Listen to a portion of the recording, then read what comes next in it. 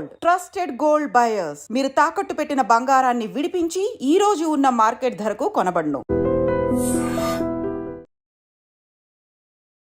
నమస్కారం, welcome to I dream.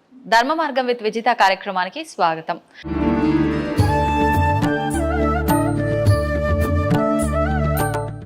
నమస్కారం అండి. నమస్తే అమ్మా.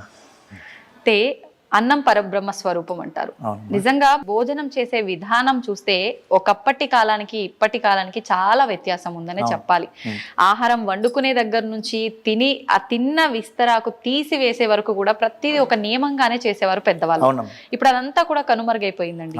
నిజంగా వండే దగ్గర నుంచి మనం లాస్ట్ వరకు కూడా ఎటువంటి నియమాలు పాటిస్తూ ఉంటే మనం నిజంగా ఆ అన్నానికి గౌరవించినట్టు అవుతుంది, అన్నపూర్ణాదేవిని మనం గౌరవించినట్టుగా అవుతుంది. వెరీ గుడ్, చాలా మంచి ప్రశ్న అమ్మా.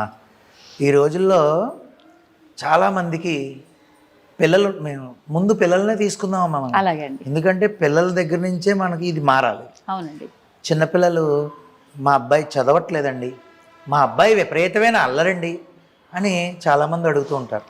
అంటే అర్చకస్వామిగా ఉన్నాను కాబట్టి ఎంతోమంది పిల్లలకి సంబంధించి బోల్డన్ని పరిహారాలు నన్ను అడుగుతారు.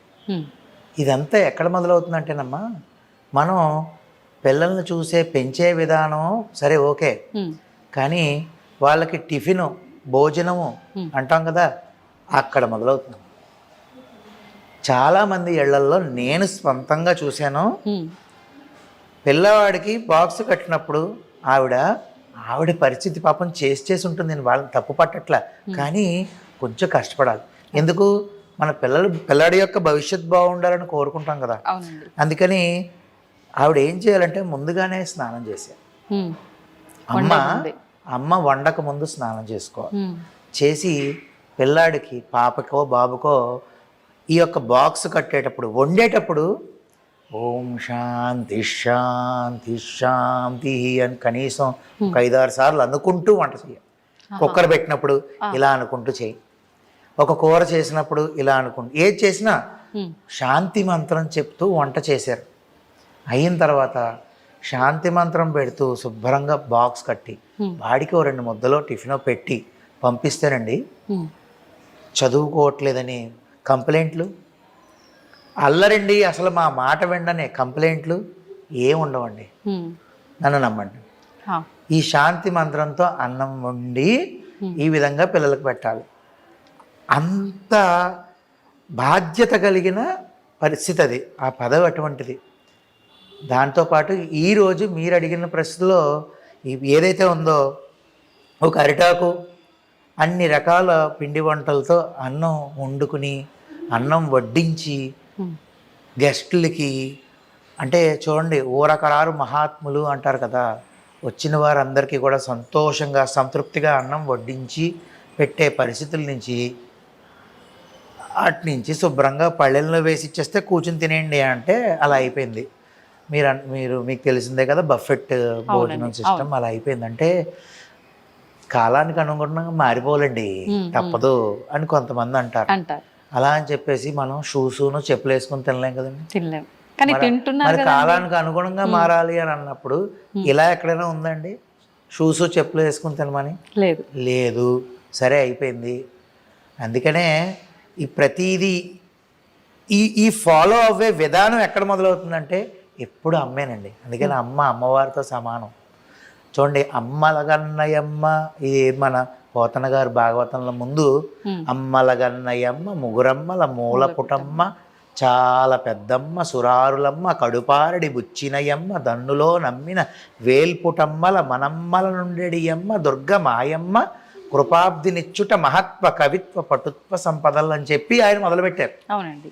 ఎన్నిసార్లు అమ్మ అన్నారండి ఆయన అమ్మవారిని. అలాగా అమ్మే. అమ్మ గనక ఏదైనా ఈ ప్రపంచాన్ని మార్చగలిగే శక్తి ఎవరికైనా ఉంది అంటే కేవలం అమ్మకే. ఆ పిల్లలకి ఫస్ట్ వండడం దగ్గర నుంచి వడ్డించడం దగ్గర నుంచి పులిహార వద్దు, బూరెలు వద్దు, బిర్యానీ కావాలి, పన్నీర్ బటర్ మసాలాలు కావాలి. ఇప్పుడు భోజనంలో ఆర్డర్లు పెట్టుకున్నప్పుడు కూడా ఇంట్లో చేసుకున్న బయట ఏమైనా ఆర్డర్ ఇచ్చినా ముందు బిర్యానీ ఫ్రైడ్ రైస్లోనూ పన్నీర్ బటర్ మసాలాలు వచ్చేసాయి. పులిహార అంటే అది పసుపుతో తయారు చేస్తారు. ఎందుకు చెప్పండి? ఆ పసుపుతో చేయడం ఏంటంటే మంగళకరం. ఆ, అది మంగళకరమైన ద్రవ్యము పులిహార వండడం అంటే. దాని తర్వాత ఆ పులిహార వడ్డించినప్పుడు పులిహార తినే విధానం తింటుంటే స్వామివారికి నైవేద్యం పెట్టేసి ఆ పులిహార స్వీకరించడం వల్ల శరీరంతో పాటు మనసుకు కూడా మంగళం మంచి జరుగుతుంది. అంతేకాకుండా బూరే అంటారు, పూర్ణం బూరెలు అంటారు. ఏవండి ఈ రోజుల్లో కనబడుతున్నాయి, కనబడట్లేదని అయితే నేను అన్న, కానీ తక్కువగా చాలా తక్కువైపోయి.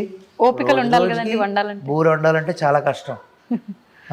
కానీ ఆ బూర అనేది ఏంటంటేనండి, ఇప్పుడు నా శరీరం ఉందండి, నేను వెళ్ళాను స్వామివారికి పూజ చేశాను అయిపోయింది, నేను పూజ చేశాను అని చెప్పుకుంటే అయిపోదు. మనసుని తీసుకెళ్ళి నువ్వు అక్కడ పెట్టావా? పెట్టలేదు. మనసు ఎక్కడో ఉంది, శరీరాన్ని తీసుకెళ్ళి నేను మాత్రం అక్కడ కూర్చుని పూజ చేశాను అంటే కాదు. మనసు శ్రీకృష్ణ పరమాత్ముడికి ఇష్టమైనటువంటి వెన్న. అర్థమైందండి? అంటే కల్మషం లేకుండా ఉన్న మనసులో ఉన్నటువంటి పాలు బాగా చిలికితే, తోడు పెట్టి చిలికితే వచ్చే వెన్న ఉంటుంది చూసారా, ఆ వెన్నను తీసుకెళ్ళి శ్రీకృష్ణుడికి ఇస్తే నిజానికి తిన్న వెన్నంతా ఆయన అదే. భక్తి అనే వెన్న తిన్నాడు, నిజమైన వెన్న ఎక్కడ? అది మన లౌకికంగా తెలుసుకోవడం గురించి. కానీ కాబట్టి ఆ విధంగా వెన్నను ఇచ్చినట్టే పూర్ణం బూరె మధ్యలో తీపి పదార్థం ఏదైతే ఉంటుందో అది మంచి భక్తి కలిగినటువంటి మనసుగా భావించి స్వామివారికి నైవేద్యం పెట్టి మనం తింటే మంచి బుద్ధి వస్తుంది. అంటే మంచిగా భక్తి పెరుగుతుంది, పిల్లలకి మంచి తెలివితేటలు పెరుగుతాయి. పెద్దలకంటారా ఏ విధంగా పిల్లలను పెంచాలి, వాళ్ళని ఏ విధంగా అభ్యున్నత స్థాయికి తీసుకెళ్ళాలి అనే విషయం తెలుస్తుంది. ఆ విధంగా ఈ పులిహార బూర్లు ఎక్కడా కనబడట్లేదు. కాబట్టి మీరు అడిగారు కాబట్టి సందర్భం, అరిటాకులో తినడం వల్ల మీకు తెలియదేం కాదే. చూడండి, వేడివేడిగా అన్నం వడ్డించుకుందంటే ఆకు ఎంత నల్లగా అయిపోతుంది, వడిలిపోతుంది. దాంట్లో ఉన్న ఔషధ గుణాలు శక్తి అంతా అన్నంలోకి వస్తుంది. అది మనం తింటే ఎటువంటి అనారోగ్యం రాదు కదండి.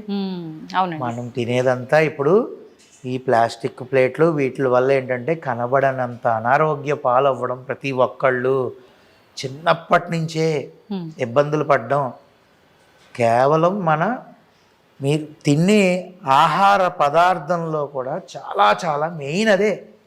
మెయిన్ ఆహార పదార్థంలోనే ఇబ్బందికరం మొదలవుతుంది. బర్గర్లు, పిజ్జాలు సంతోషమేనమ్మా.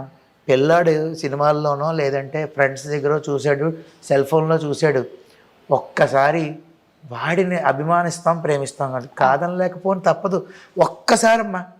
అంతేగాని నేనైతే మా వాళ్ళకి కొన్నాను అంటే అది తిన్న దగ్గర నుంచి చూసారా లోపల ఉన్న హైడ్రోక్లోరిక్ యాసిడ్ విన్నాను నేను, అందులో వేస్తే అసలు డైజెషన్ అవ్వట్లేదు ఆ బర్గర్. అలాగా అదేమవుతుందంటే చిన్నప్పటి నుంచే ఆర్గాన్స్ మీద ఒత్తిడి పడిపోయి తొందరగా ఆర్గాన్స్ చెడిపోయాం. దానివల్ల ఎదుగుదల శక్తి ఉండకపోవడం. మన అన్నము పప్పు మనకి ఏ ఆహార అలవాట్లు ఉంటాయో నిత్య ఆహార అలవాట్లు ఎవరెవరు అలవాట్లు వారి ప్రకారం వెళ్ళడమే ఎప్పుడు. అంతేగాని కొత్తగా వచ్చిన బిర్యానీలు, పన్నీర్ బటర్ మసాలాలు ఏదో ఒకసారి పర్వాలేదమ్మా అస్తమాటు అనేది మంచిది కాదు. నా కోరిక అయితే పిల్లలకి నేను చెప్పిన విధంగా తల్లులందరూ కూడా ఈ విధంగా శాంతి మంత్రాలతో శుభ్రంగా ముందుగా స్నానం చేసి శుచిగా అన్నం వండి వారికి పెట్టి చూడండి, పిల్లలు ఎంత దర్జాగా తయారవుతారో. తల్లిదండ్రుల యొక్క పేరు నిలబెట్టే స్థాయికి తయారవుతారు, కానీ తల్లిదండ్రులని బాధ పెట్టే స్థాయికి ఎన్నడూ చేరు. ఇప్పుడు ఆహారం తినే విధానం కూడా కింద కూర్చొని తింటేనే ఫలితం ఉంటుంది, అది వంట పడుతుంది. మనం నిలబడి గనక ఆహారం తింటే అది విషతుల్యం అవుతుంది అంటారు. నిజంగా అది విషంగా మారుతుంది అంటారు? విషంగా మారదు అంటే అమ్మా పెద్దలు చెప్పిన మాట. ఇప్పుడు మనం కూర్చుని తిన్నాము అంటే మనకు ఒక ఎక్సర్సైజ్ లాగా మనం మటం వేసుకుని నీట్గా కూర్చుని తినడం, తర్వాత చెయ్యి కూడా ఇలా కింద పెట్టకుండా లేవచ్చు. రోజు కూర్చొని చేసుకుని బట్టి ఉంటుంది. అవునండి. తొందరగా తినేస్తే తొందరగా తినేసేయాలి పని ఉంది అనుకుని మనం వెళ్ళినప్పుడు అది విషంగా మారడం అనేది ఒక ఉదాహరణ. అది అరగక దాన్ని ఫుడ్ పాయిజన్ అంటారు. వచ్చేసిందిగా సమాధానం. సరైన అరుగుదల శక్తి పాడైపోయి టైంకి మంచిలు తాక ఒక చేత్తో ఈ పళ్ళెం పట్టుకుని ఒక చేత్తోనేమో ఇలాగ గ్లాస్తో నీళ్లు పట్టుకుని అన్నం తినడం మొదలు పెట్టామంటే వాస్తవానికమ్మా తినే ముందు అరగంట ముందు ఒక అర గ్లాసు మంచినీళ్ళు తాగాలి. తినడం మొదలుపెట్టిన తర్వాత పరిశేచనం పట్టినప్పుడు తప్ప మళ్ళీ అవసరం లేదు. అలా తినగలగాలి. తర్వాత తిన్న తర్వాత 45 నిమిషాలు గంట తర్వాత మంచినీళ్ళు తాగితే ఆ డైజెషన్ పవర్ మంచి శక్తిని ఇస్తుంది మనకి. అప్పుడు ఏ రోగమైనా శరీరంలో నకశిక పర్యంతం అంటే కింద నుంచి పై వరకు ఏ యొక్క రోగమైనా ఏ డిసీజ్ రావాలన్నా దానికి మూల కారణం కడుపే. ప్రతి ఒక్క డిసీజ్ దీని మీద బేసే ఇక్కడి నుంచే స్టార్ట్ అవుతుంది, మనం తినే ఆహారం దగ్గర నుంచి. అందుకనే అన్నం తనను తినునది తాను తినునది. అర్థమైందండి? అన్నం తనను తినునది అంటే దాన్ని తింటాం మనం, తర్వాత అదే అన్నం తాను తినున్నది అది నన్ను తినేస్తుంది తర్వాత. ఏమంటారు డాక్టర్ గారు, మీరు అన్నం తినకూడదు, ఎంత చపాతీ మొక్క తినండి అంటారు. అలాగా అన్నం పరబ్రహ్మ స్వరూపం. అన్నాన్ని వృధా చేయకుండా శాస్త్రోక్తంగా రోజు చేసేయాలి, అరిటాకుల్లో తినేయాలని నేను అనలేను, కానీ కనీసం కంచంలో తిన్నా ఈ విధంగా ఆచరిస్తే పిల్లల భవిష్యత్తు బాగుంటుంది, దాంతోపాటు మనం ఆరోగ్యకరంగా ఉండొచ్చమ్మా. అంటే సాధారణంగా ఆలయానికి వెళ్తున్నాము అనగానే కొన్ని జాగ్రత్తలు ఇలా ఉండాలి, ఇలా వెళ్ళాలి ఆలయానికి అని పాటిస్తుంటాం తప్ప ఆలయంలోకి వెళ్ళిన తర్వాత మాత్రం ఏది తోస్తే అది చేసేస్తూ ఉంటాం చాలా వరకు. నిజంగా తెలుసో తెలియకో చాలా పొరపాట్లు చేస్తుంటాం. మీరు గత కొన్ని సంవత్సరాలుగా అర్చకత్వం వహిస్తూ ఆలయంలోనే ఉంటున్నారు కాబట్టి ఇలాంటి పొరపాట్లన్నీ మీ కంట్లో ఖచ్చితంగా పడే ఉంటాయి, మీకు అనుభవం ఉండే ఉంటుంది. ఎవరికైనా చెప్పడం జరిగిందా ఇలా చేయకూడదు అని? నిజంగా మీ మనసులో ఇవి చేస్తున్నారే, అరే ఇది తప్పు కదా, చెప్తే బాగుండు అనిపించి చెప్పకూడని విషయాలు, చెప్పక ఉండిపోయిన విషయాలు ఏమన్నా ఉన్నాయి ఆ పొరపాట్లకు సంబంధించి? చాలా ఉన్నాయమ్మా. అంటే చెప్పి విసుగొచ్చినవి ఉన్నాయి. విసుగొచ్చి వదిలేసారా? విసుగొచ్చి వదలలేదు, కానీ నన్ను అంటే ఇప్పుడున్న ఆలయం తీసుకుంటే ఇక్కడ భక్తులు కొంతమంది నన్ను కోపంగా చూస్తూ ఉంటారు. ఎందుకంటే ఈ గురువుగారికి కోపం ఎక్కువ అనుకుంటారు. రీజన్ ఏంటి అంటే నేను ఉన్నదన్నట్టు మా అమ్మాయి చెప్తాను. ఇప్పటికే మన ధర్మం పరిస్థితి ఏంటో తెలియదు, దాన్ని కాపాడుకోవడానికి అర్చక స్వామి అనేవారు స్వామి యొక్క సేవలో ఉంటూ ఇంకా మిగిలినవి ఇటువంటి కార్యక్రమాలు ఒక భక్తుల్ని ఒక నిర్దేశమైన మార్గంలో నడిపించగలగాలి. అది నేను గట్టిగా ఖండించడం చెప్పడమే, ఏమీ లేదమ్మా. ఇప్పుడు ఆలయానికి ఒక అబ్బాయి షార్ట్ వేసుకుని వస్తాడు, అది ఎంత మహాదోషం. అది షార్ట్ వేసుకుని రాకూడదు. ఖచ్చితంగా అటువంటి పూర్ణంగా మనం కట్టుకుంటే పంచో లేదంటే లుంగీలాగో ఓ వస్త్రం కట్టుకున్నా, తప్పకపోతే ప్యాంట్ వేసుకో రావచ్చు. మరీ షార్ట్లు వేసుకుని బాక్సర్లు వేసుకుని రావడం ఏంటమ్మా? నేను చూశాను ఇదే ఆలయంలో. అంటే ఉదాహరణకి చెప్తున్నా, ఆడవారైతే జుట్టు వేరబోసుకుని వస్తారు. ప్రతి ఒక్క ఆ అమ్మాయికి వాళ్ళందరికీ నేను చెప్తూనే ఉంటాను, ఖచ్చితంగా జుట్టు వెరబోసుకుని రాకూడదు, ముడేసుకునే ఖచ్చితంగా రావాలి. అంతేకాకుండా ఇటువంటి కొంచెం ఇబ్బందికరమైన దుస్తులతో వచ్చిన వాళ్ళు ప్రతి ఒక్కరికి నేను ఖండించే చెప్తాను. నా బాధ ఏం లేదండి, మనం ఇప్పుడు మీరు అన్నట్టు ఆలయంకి ఏ విధంగా వెళ్ళాలో ఆ విధంగా వెళ్ళి మనం అక్కడ స్వామివారి మీద మనసు లగ్నం చేస్తే ముందు కోరికలు తీరడం పక్కన పెట్టండి, మనిషికి కావాల్సిన మనశ్శాంతి లభిస్తుంది. అంతేకాకుండా ఒక కొబ్బరికాయ కొడతారు, ఆ కొబ్బరికాయ కొట్టిన తర్వాత అది పాడయ్యిందా లేదా బాగుందా అనేది కూడా ఒకసారి చూసుకోవాలి కదా. ఇప్పుడున్న పరిస్థితి ఏంటో తెలుసా అండి, కొబ్బరికాయ కొడితే అందులోంచి నీళ్ళు వచ్చిన తర్వాత తీసుకొచ్చి పళ్ళెంలో పెట్టేస్తారు, అయిపోయింది. అక్కడ దీపారాధన చేస్తారు, దీపారాధన చేసిన తర్వాత జిడ్డు చేతులతో తీసుకొచ్చి ఇస్తారు. ఆ కొబ్బరికాయ కొట్టిన తర్వాత దానికి ఇంకా నైవేద్యానికి కూడా ఎవరు, నేను నైవేద్యం కూడా పెట్టలే, దానికి ముందు కుంకుమ బొట్లు పెట్టేస్తారు. అది కుంకుమ బొట్లు ఏ విధంగా పెడతారు? అసలు కొబ్బరికాయకి పెట్టకూడదు. ఇప్పుడు నేను కొబ్బరి పచ్చడి చేసుకోవాలనుకున్నానండి. సరే, నేను స్వామివారి మీద భక్తి కలిగిన వ్యక్తిని కాబట్టి, అంటే నా గురించి ఉదాహరణ చెప్పుకోవాలి కాబట్టి చెప్తున్నాను, కానీ నేను ఇలా అని అనట్లేదు. ఆయనకి ఒకసారి నైవేద్యం పెట్టేసి నేను కొబ్బరి పచ్చడి చేసుకుని తింటాను, దోషం లేదు అందులో. కానీ ఆయనకి నేను కుంకుమ బొట్లు పెడితే అది తింటానండి కుంకుమ అన్న ముక్క, అలా కాదు. అది పూర్వం ఏంటంటే ఆ కుంకుమ ఇంటికి తీసుకెళ్ళాలి అనే ఉద్దేశంతోనూ కొంచెం దాని మీద పెట్టుకుని బొట్టు పెట్టుకుని అందరికీ గుడికి రాని వాళ్ళకి అవకాశం తీసుకువెళ్ళేవారు.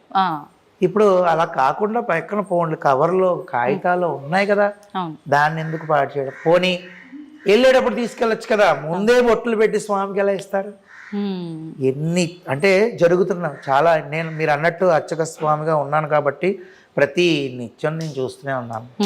ఒక యాపిల్ పండించారు స్వామికి, ఆ కాశ్మీర ఫలం అంటారు దాన్ని, ఆ ఫలాన్ని తీసుకొచ్చి ఇచ్చారు.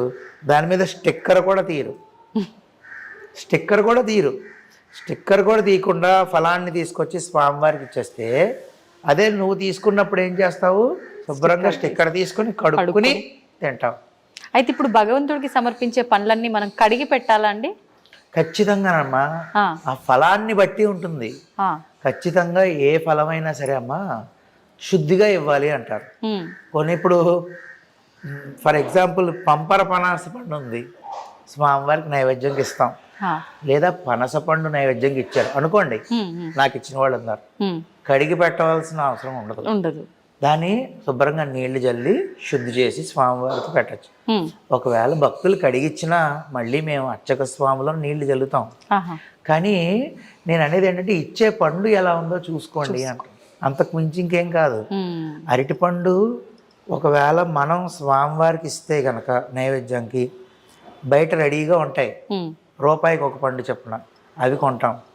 అదే నేను తినాలనుకుంటే నేను చక్కెరకేళి అరటిపండు కొనుక్కుని తింటాను. అది ఎంతవరకు సమంజసం? అంతేనా కాదండి? అంటే ఆలయంకి వచ్చి మనం తెలిసి తెలియక ఎన్ని తప్పులు చేస్తున్నాం. నేను బాగా బాధపడిన విషయం, చెప్పి విసుగొచ్చిన విషయం ఏంటంటే, పుష్పాలు ఇస్తారు స్వామికి, పువ్వులు. ముందు అక్కడికి వెళ్ళి గరుడాల వారి దగ్గర దీపారాధన చేసేసుకుని పసుపు కుంకుమ బొట్లు పెట్టేసి ఆ పువ్వులు పాడి చేసేస్తారండి. మొదట మొత్తం నూనె జిడ్డు చేసేస్తారు పువ్వులన్నీ, దాన్ని తీసుకొచ్చి స్వామికి ఇస్తారు. నేను ఇలా పట్టుకోగానే నాకు జిడ్డు అంటుకున్న విషయం పక్కన పెట్టండి, ఆ జిడ్డు కలిగిన పువ్వే నేనే మీకు ఇస్తాను. మీరు జిడ్డుగా ఉందని ఏం చేస్తారు? పక్కన పడేస్తారు తప్ప తీసుకుని మీరు తలలో పెట్టుకుంటారా? అంటే మనకైతే ఒకటి, స్వామికైతే ఒకట. ఎన్ని పువ్వులు ఇస్తారండి మళ్ళీ? ఆ పువ్వులన్నీ ఒకదానికి రెక్క ఉండదు, ఒకదానికి కాడు ఉండదు, ఒకటి పసుపు కుంకుమ, ఆ తర్వాత జిడ్డుతో ఉంటుంది. నా బాధ ఏంటంటే, నేను మొత్తుకుని చెప్పేది, పెద్దలు చెప్పిన విషయం ఏంటంటేనండి, పాడైపోయిన పుష్పాలు, అసలు సమంగా లేని పుష్పాలు ఇస్తే స్వామికి పూజకి 2 దోషాలు జరుగుతాయి. ఒకటి అర్చకుడికి చిన్న దోష ఫలితం వస్తుంది పూజ చేస్తే. రెండోది అవతల ఇచ్చిన వారికి ఉన్నదన్నట్టు చెప్తున్నాను, కాళ్ళు లేకుండా ఉన్న పిల్లలు, అంటే అంగవైకల్యాలతో ఉన్న పిల్లలు, ఏదో ఒక ఇబ్బందితో ఉన్న పిల్లలు, ఇలాంటివి. అందుకనే స్వామికి ఇచ్చినప్పుడు తస్మాత్ జాగ్రత్త అంటారు పెద్దలు. మిమ్మల్ని ఏం అడగలేదు ఆయన, మీరు గుడికి వచ్చారు, సంతోషం, చూశాడు ఆయన. మీరు ఆయన చూడడం కాదు, ఆయన మనల్ని చూస్తాడు, సంతోషం. ఒక్క పువ్వండి, నా దగ్గర భక్తులు ఉన్నారు ఇక్కడ, స్వామివారి భక్తులు, ఒక పువ్వే మళ్ళీ అది కవర్లో పెడితే రెక్క ఎక్కడ పాడవుతుందా అని జాగ్రత్తగా తెచ్చిస్తారు. ఒకళ్ళు ఉన్నారు, ఒకే మారేడు దళం ఇంతే ఉంటుంది, స్వామికి బెల్వదళార్చన ప్రియాయ నమః అనే నామం. మరి తీసుకొచ్చి ఒకే మారేడు దళం చిన్నది, అది చూస్తేనండి ముద్దొచ్చేస్తుంది మనకే, అంత అందంగా ఉంటుంది, తీసుకొచ్చి స్వామివారికి పెట్టండి అంటారు.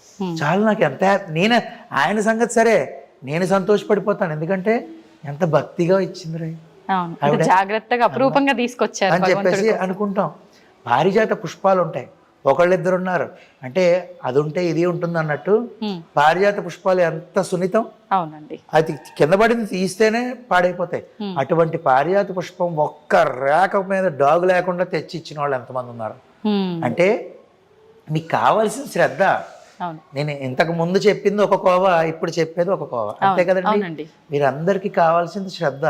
అప్పుడు ఒక పువ్వు, ఒక పుష్పమో తోయమో ఇవ్వండి అన్నట్టు, ఫలమో అన్నట్టు ఒకటే తీసుకొచ్చి ఇస్తే చాలండి. ఖచ్చితంగా స్వామి అదే స్వీకరిస్తారు. కానీ ఆలయంలో ప్రతి చోట జరిగే తప్పులు ఇవే. అర్చక స్వాములు అందరూ కూడా చెప్తూనే ఉంటారండి, ఎక్కడా కూడా మాట వినేది లేదు.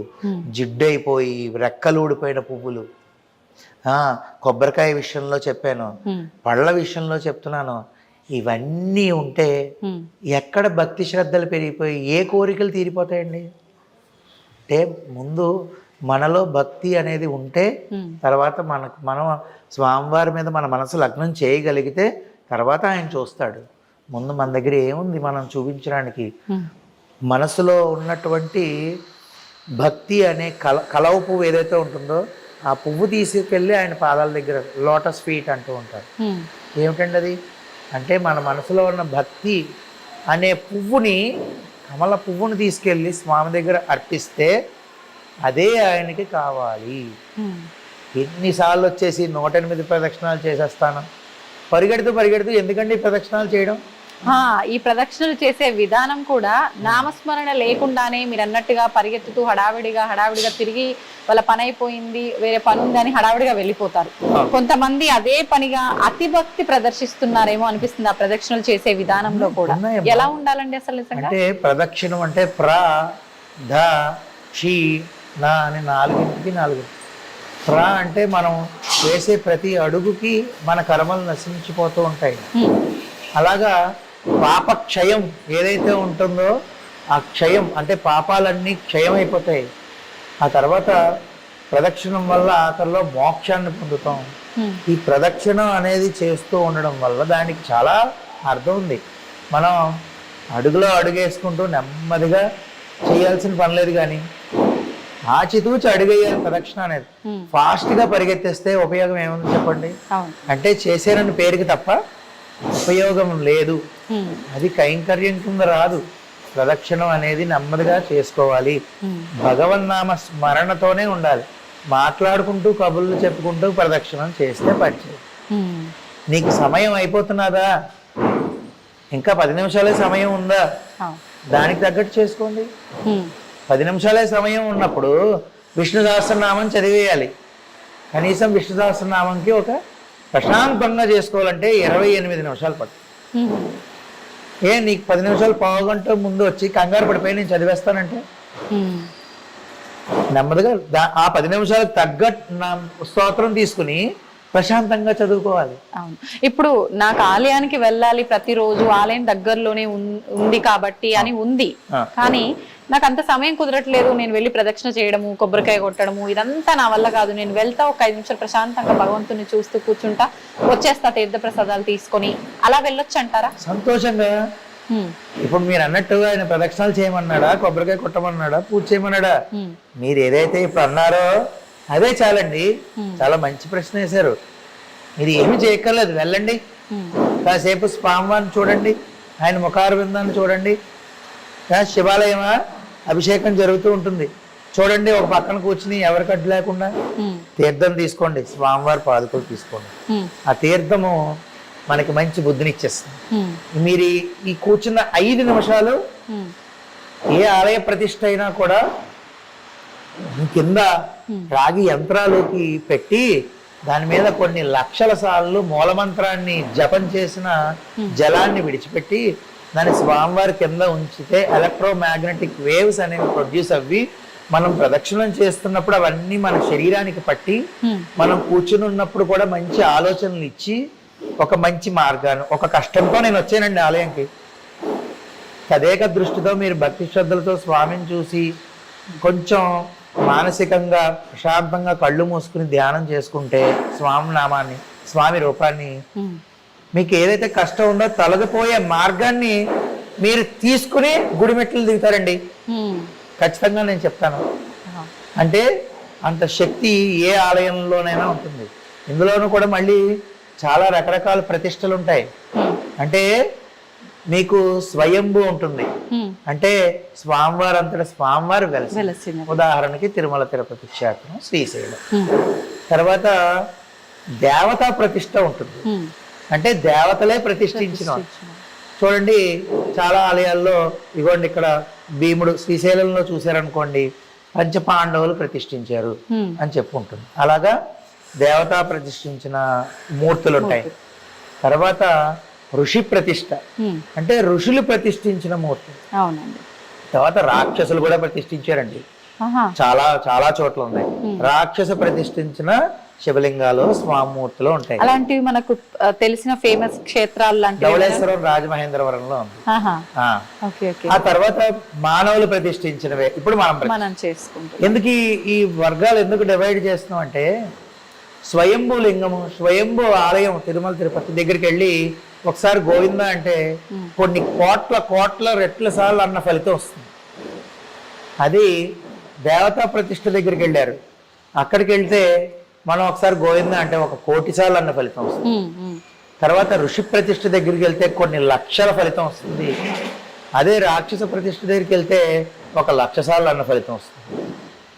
మనం ఆఖరి మానవ ప్రతిష్ఠ దగ్గరికి వెళ్ళి మనం ఓం నమ శివాయ అన్నాం అనుకోండి, ఒకసారి అన్న ఫలితం వస్తుంది. ఎందుకు చెప్తున్నానంటారా, ఇప్పటికీ మానవ ప్రతిష్ఠిత మూర్తులు ఏవైతే ఉన్నాయో అక్కడికి వెళితే మళ్ళీ వేల లక్షల మళ్ళీ వస్తుంది. ఏది ఫలితం? ఏ విధంగా అంటారా, మనం చేతుల్లోనే ఉంది స్వామివారికి ఇవ్వాల్సిన శక్తి. మనం ఈ నియమ నిబంధనలన్నీ పాటిస్తే, ఎంత క్రమశిక్షణగా క్రమబద్ధంగా ఉండి స్వామివారికి సేవలు నిత్యం చేసుకుంటూ వచ్చిన భక్తులందరూ సంతోషంగా ఈ విధంగా ఉంటే, ఆయనలో శక్తిని మనం ప్రతి ఒక్కళ్ళు మనం వచ్చి చేసే స్తోత్రాల యొక్క శక్తి అంతా ఆయనకి వస్తుంది. అప్పుడు నేను గోవింద అని ఈ గుళ్ళో ఒకసారి అన్నప్పుడు, ఫస్ట్ లో ప్రతిష్ఠ అయినప్పుడు ఒకసారి ఫలితం వస్తే కొన్ని సంవత్సరాలు వచ్చే కొద్దీ కొన్ని వేల సార్లు శక్తి వస్తుంది. మన మానవ ప్రతిష్ఠ మూర్తులు ఏవైతే ఉన్నాయో మనకి మనం స్వామిని శక్తి పెంపొందింప చేయగలగాలి. అవన్నీ చెయ్యాలంటే ఖచ్చితంగా ఇలాగా కొన్ని నియమ నిబంధనలు చేస్తూ తప్పులు వహించకుండా ఉండాలి. నిజంగా అర్థం అవుతోంది మీరు చెప్తుంటేనే. చూస్తూ ఉంటారు పురోహితులు ఆలయాలకి వెళ్ళినప్పుడు గానీ, కొంతమంది చూసి చూడనట్టుగా ఉంటారు, కొంతమంది చెబితే వినేవాళ్ళు చాలా తక్కువ ఉంటారు. ఏంటి ఎప్పుడు ఇలా కోపగించుకుంటారు, ఏం పని పాట లేదా, ఆయన పని ఆయన చూసుకోకుండా అనుకునే వాళ్ళే ఎక్కువగా ఉంటారు.